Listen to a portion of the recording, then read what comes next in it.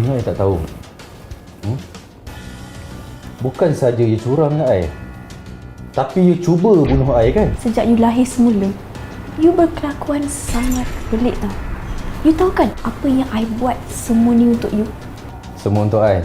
So, ini alasan untuk you curang lah. Kau pernah terfikir tak pasal Akilah?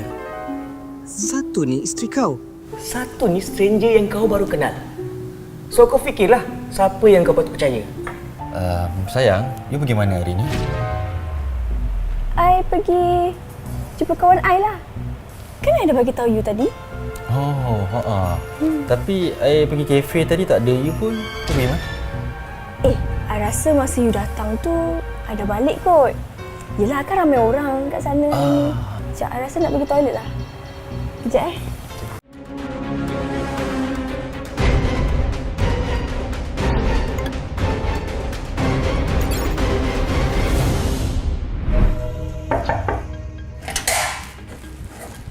Sayang, you ada cari I ke?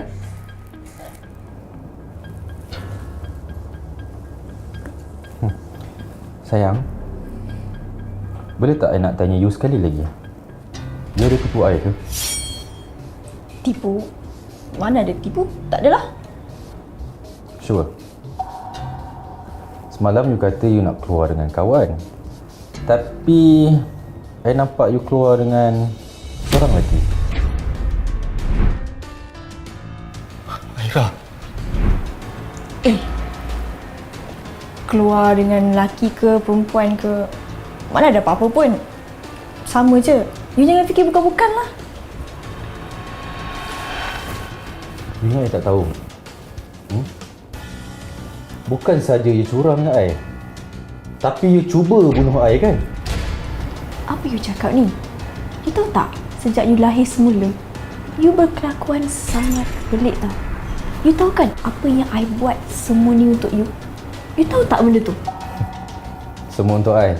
So, ini alasan untuk you curang lah. Kalau you tak percaya apa yang I buat semua ni, tak apalah. I rasa dah tak ada alasan dah untuk kita stay together. Kita putus. Jangan lupa like, share dan follow Du Drama.